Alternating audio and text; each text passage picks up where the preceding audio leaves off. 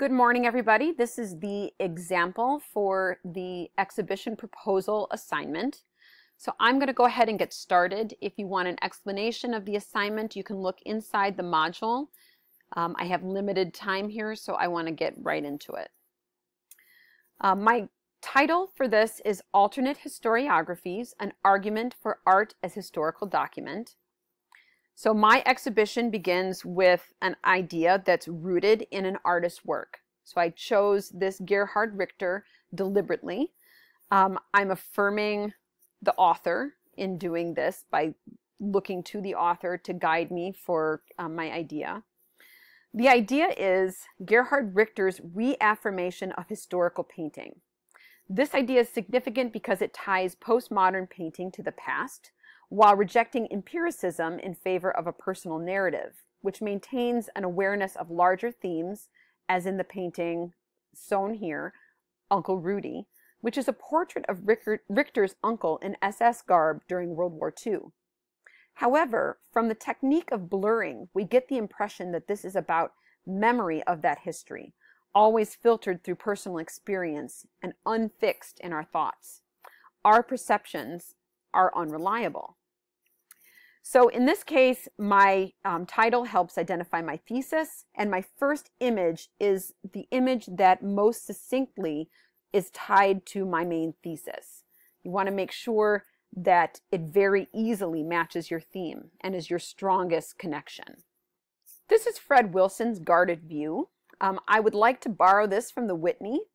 Its inclusion would question the authority of the museum in its public mission of bringing art to the masses. So there is an interrogation that's occurring there. It also exposes that there are multiple stories inside the past, and often history is the story of those that get to tell it. It firmly establishes the importance of representation, both whether or not things get represented and how they are represented. This installation would be the first image in the exhibition, placed just outside the entrance to the two rooms at the bottom floor. What follows would be viewed in succession, leading to the central image of the exhibition, Richter's Uncle Rudy, from the first slide. So in the case of this particular slide, I've established a visual presentation of how the exhibition is going to look. I've talked about the space as an actual physical space. In my introduction, I would establish that I am putting this exhibition in the MCA. So I want you to think about where this exhibition would take place and what it would look like when you're selecting your images. You want to establish fairly quickly and let the audience have a chance to visualize this. So don't dawdle on that. Also, don't waste time repeating the same idea over and over again. Use each image, each artwork to build a complex story of art. In many ways, Luc Tuymans' work operates in a similar way to Richter's. This is Lumumba. He takes a message or an image from the news media and manipulates it. However, these images for Tuymans are not about an iconic image, the way Richter manages to capture images that concisely summarize an idea and assign it meaning. Instead, Tuymans is interested in finding history, particularly the horrors of history, inside the banal. He moves the grand narrative into the everyday, portraiture, landscape, still life, and reaffirms the notion of the Northern Renaissance that God is in the everyday, although not God for Tuymans, but history.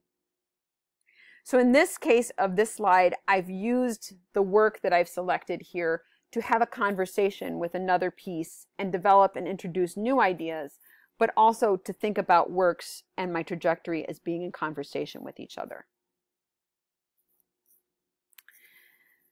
Glenn Ligon, this is untitled, directly references text and the qualities of printing, although his images are not made through printing, but rather produced by hand with oil stick. His first goal is always to create an awareness of black texts in order to make them visible by recording them. This particular text is from Zora Neale Hurston and reads, "I feel most colored when I am thrown against a sharp white background." This serves the dual purpose of identifying the black-white binary of American identity and showing its malleability. The text gets grayer and the words less readable as the work is redone. So in this slide, I transition to a new point, the constructedness of history. And this opens the door for examining what it means to create a history and shows my interest in conveying the partial nature of human history. That we have limited vision and many of the things we assume are fiction or lies we tell ourselves. This stands in contrast to God's story.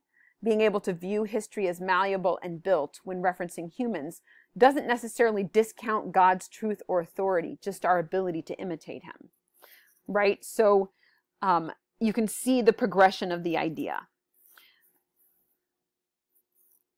This is Henry Darger. Darger creates a history that allows him to do within his work what he was unable to do in life. Darger's likeness enters this constructed world of the Vivian girls, right? So he's creating his own narrative. And there he serves as their protector. The terrible things the Vivian girls endure are a manifestation of Darger's personal history.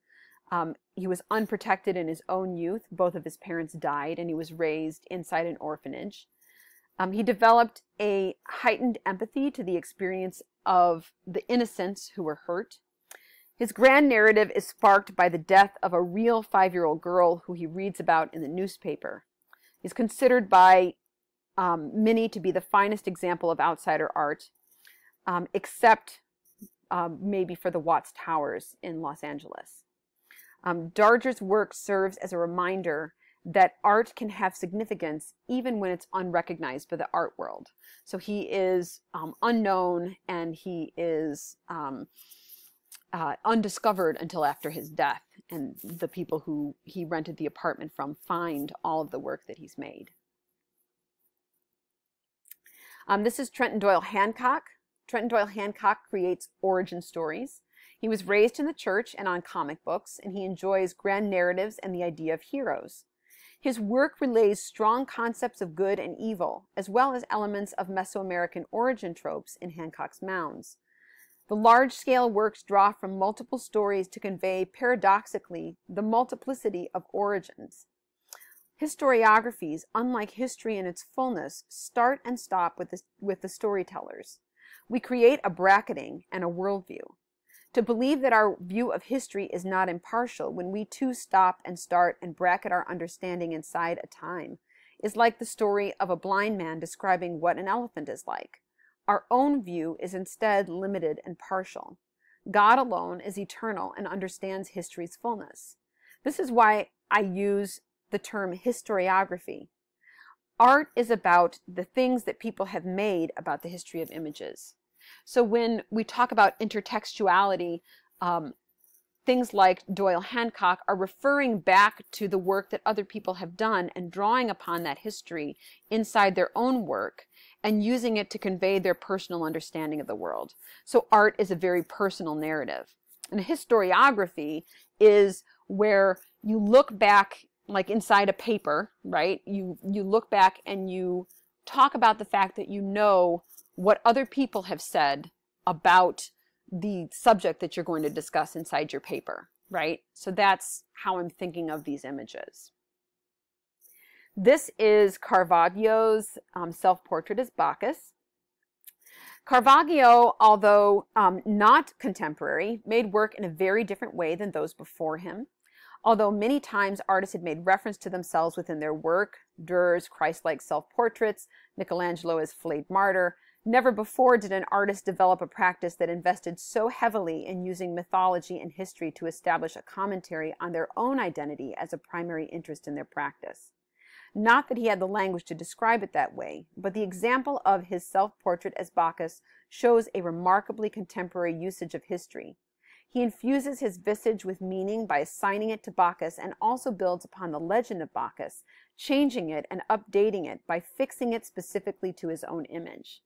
I want to include this image in order to highlight the continuity of personal historiography as content and link the present to the past to indicate that there is not as significant a break as people think. So when you use an example of work that is from outside the time period of class, make sure that your use is limited and has specific purpose, because this isn't a summary of everything that's gone on before, right? You're not summarizing art history. What you're doing instead is locating where we're at now, what the conversation is like, and how you're engaged through your work in that conversation. There's a famous essay David Hickey wrote about how the car is the American cathedral.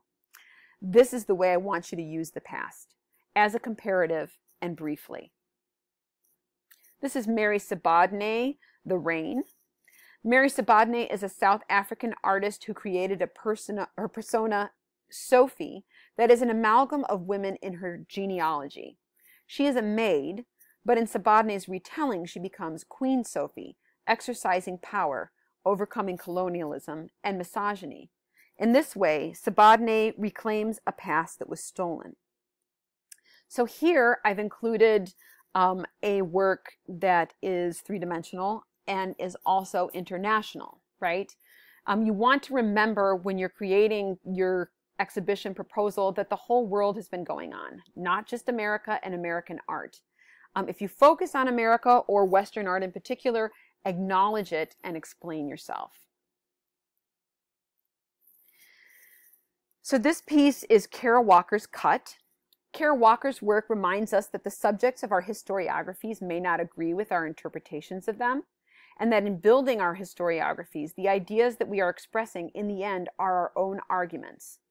Famously, people have mistaken the invented character of the negress for Walker herself, unpacking her paintings by attributing the character's characteristics to Walker herself. But even though the negress is an expression of Miss Walker, she is not Miss Walker. Also, as Walker indicates, the tableaux she creates both tells truths and creates fantasies, and are indicative about our tendencies to mark ourselves with a past we did not participate in, although we still may experience its effects.